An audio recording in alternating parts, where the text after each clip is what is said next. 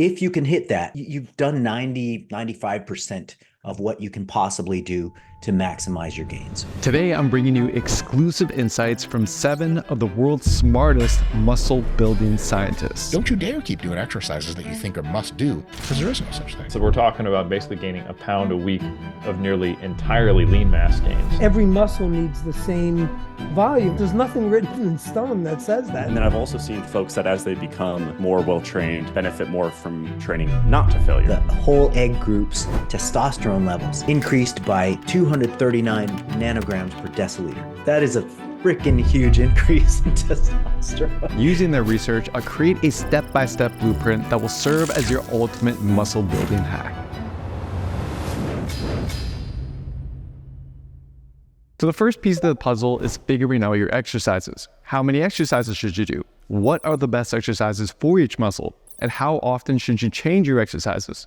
To help answer these important questions is Dr. Mike Israetel, a brilliant professor with a PhD in sports physiology who clearly practices what he preaches. You don't need 18 exercises per session. But if you overuse the number of exercises that you have, you end up going through all of your best stimulus to fatigue ratio exercises that you have realistic access to within a matter of a few months. So we want to conserve some variation. I would say that the number of exercises per muscle per week you should have in your plan, something like 2 to 4. Now, as for what specific exercises to do for each muscle, here's Dr. Mike's recommendations. All right, where are we starting? Calves? Bottom up? I was going to say chest. Chest, you f***ing bro. Unbelievable. Chest. Some kind of flat barbell or dumbbell pressing is a good idea. And then some incline work. And then lastly for chest, I would say some kind of flying movement is a good idea to do for most people. Now, the big guy, back. Pull-ups, rows, and deadlifts with strict technique are the core of big back movements. I would also say flexion rows are a pretty good idea to do. It's where you let your back completely curl over and then you arch and extend your chest up super high at the top, which gives your back an extra juicy thickness that, you just can't buy at the store. Biceps. For biceps, I would say doing bicep curls from a stretched position of biceps is a good idea, whether it's cable Bayesian curls behind the back, incline dumbbell curls, something like that. For triceps, I would say there are at least 3 candidate types of movements you should consider doing. One is overhead movements because they really stretch, especially the long head of the tricep. Another one is some kind of isolation extension work. Things like cable pushdowns are a perfect exercise here. And the third thing I would suggest be some kind of compound pressing work. Shoulders. I'd say for shoulders, almost all rear delt work is already done for you very well by proper back training. Almost all front delt work is done more than sufficiently by pressing for your chest. So I would say after that, really you just need to focus on side delts. So I really like dumbbell lateral raises, seated or standing with very good control. I like a variety of upright rows, and of course a variety of cable laterals are always really great. For legs, do you want to do just legs together or you want to do separate quads, hamstrings, glutes? Motherfucker, calves. Did you forget about calves? What the hell kind of channel are you running here? Calves comes out. Bunch Okay, of calfless followers running around. Let's get calves over with.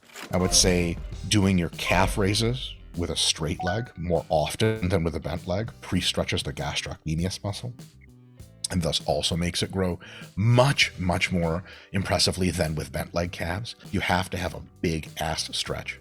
The biggest stretch you can have, hold for 2 to 4 seconds, and then come up. That's going to be the key with calf training. Quads. Yeah, quads, high bar barbell squats, Smith machine squats, leg presses, hack squats, properly done leg extensions. All right, hamstrings. Some kind of hip hinges. I like stiff-legged deadlifts with a regular barbell. You can do them with dumbbells too. And then I would say some combination of lying leg curls and seated leg curls. Seated leg curls are on average a little bit more effective because they do put the hamstring into a bigger stretch position. But as is the case with variation, nothing is the best for forever.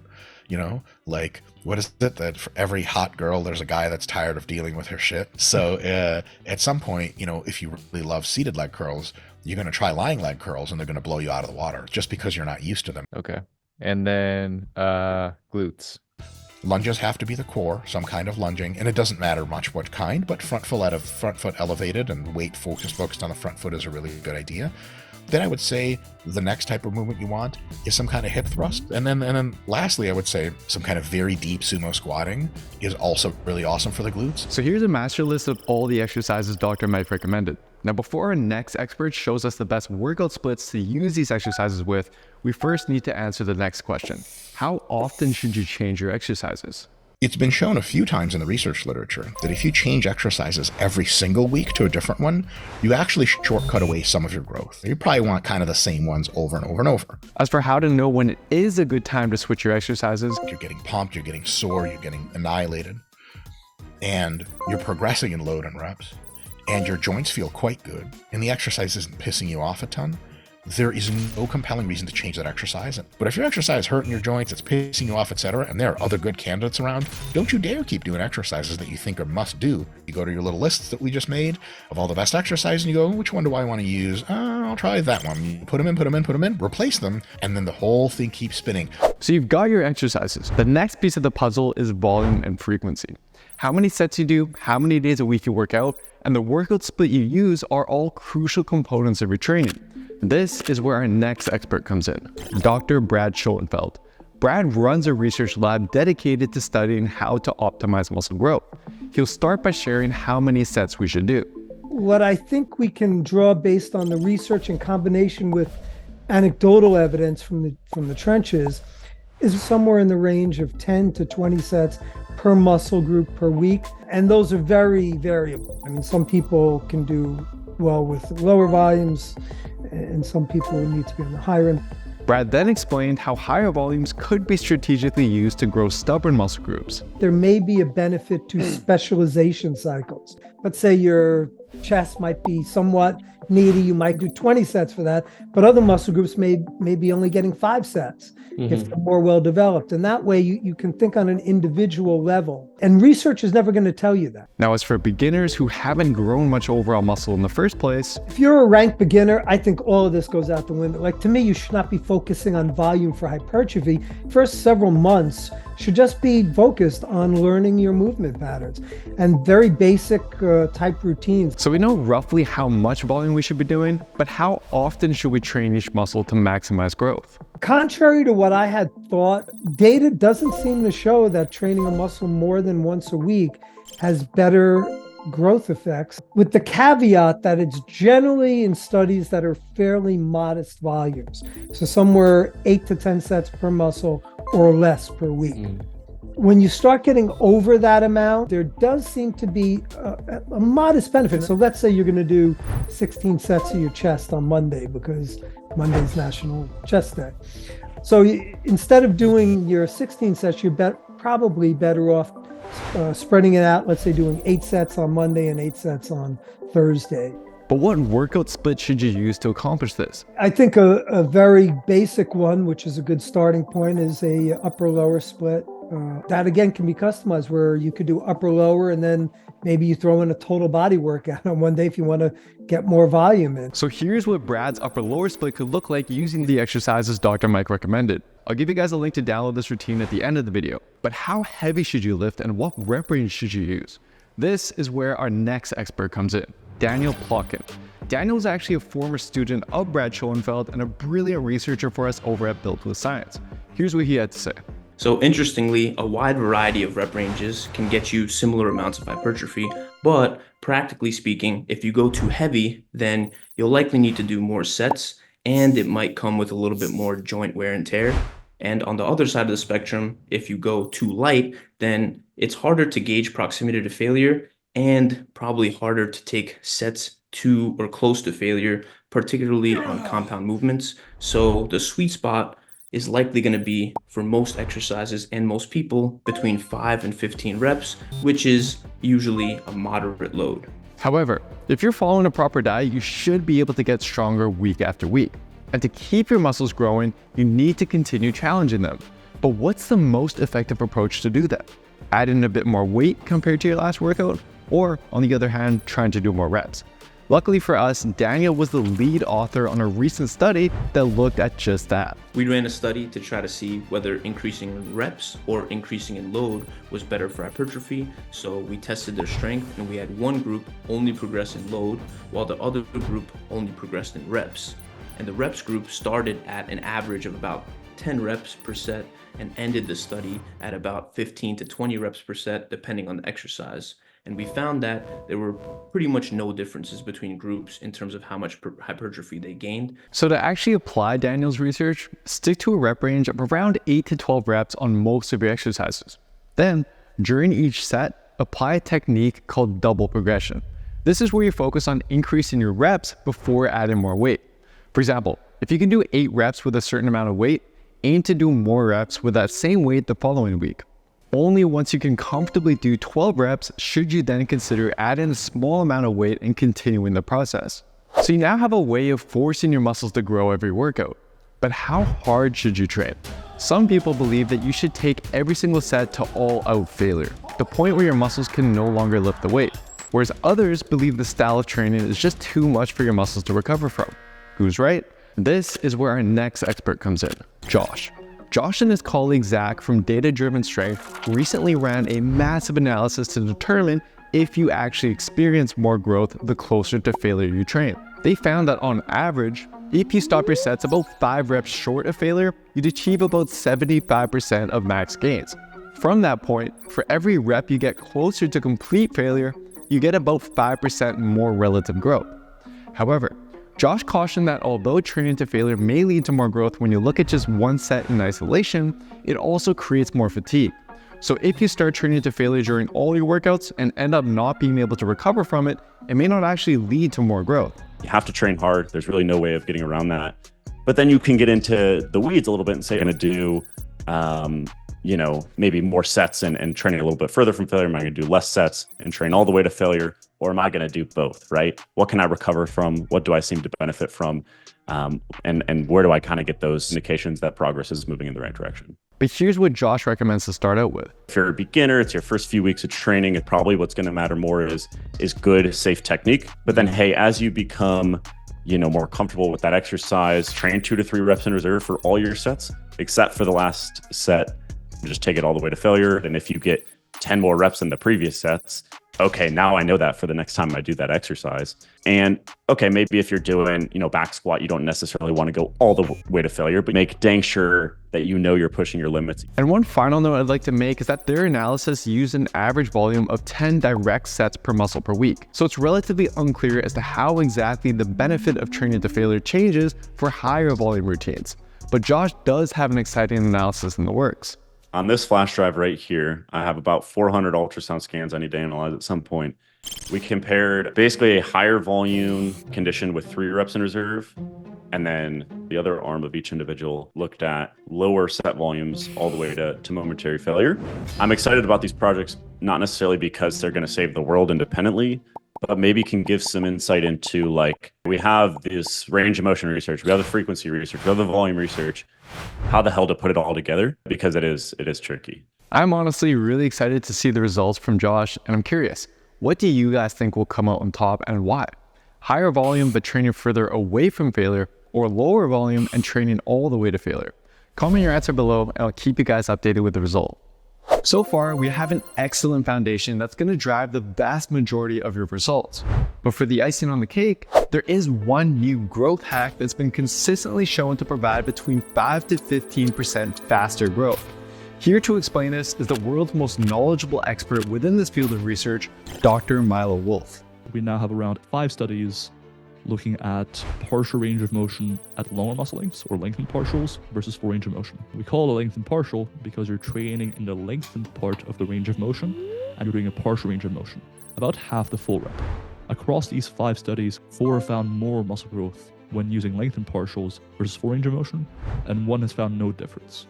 Now, as for the best way to start applying this research to your training, here's what Milo recommends. So I think the single best way to do it would be, instead of doing a full range of motion on a given exercise, try using about 50% or about half reps in that lengthened position. That's typically what we've studied in the research. There are other ways, like for example, doing a full range of motion set, but extending it by doing partials at the end of the set when you can't get another full rep, and then the set done. As for what exercises to apply this to, avoid using this on exercises where it's unsafe to go to failure. Your best options are instead lateral raises, bicep curls, tricep pushdowns, most back exercises, and chest flies. But as for how often to use this technique, here's what Milo recommends. That's a good question. The honest answer is we don't fully know. The evidence simply hasn't looked at whole programs. Personally, in my own training, I use exclusively lengthened partials. And I think if someone wanted to optimize their growth and came to me and was like, I just want the most muscle growth, I care about nothing else, I don't have any strength goals or anything, I would say use at least 50% of your training with lengthened partials. So basically, take a look at your routine and see what exercises this technique could work well with. Perform about 50% of those sets with either lengthened partials instead of full range of motion reps, or with lengthened partials done after your normal set. But what about beginners? Should they use this technique as well? I think people who've never lifted weights before, to provide them with a frame of reference for what a partial should actually look like, teaching them a full range of motion first is good. But I think after a few weeks of them knowing how to do a full range of motion, they're essentially good to go as far as lengthened partials go. And in fact, as much as scientists don't like to say it, most of these studies are done in relatively untrained populations. So that is where it's most likely to have a big effect. We've covered a lot so far, and honestly, I was considering just stopping the research right here and ending the video, but I couldn't do that to you guys. As important as your training is, your nutrition is actually what's going to deliver most of your results. So I called out 2 more experts to now focus on diet. First up, we have pro bodybuilder and scientist Dr. Eric Helms. Eric began by explaining that while eating more calories than your body needs is often recommended for growth, it may not always be the right approach.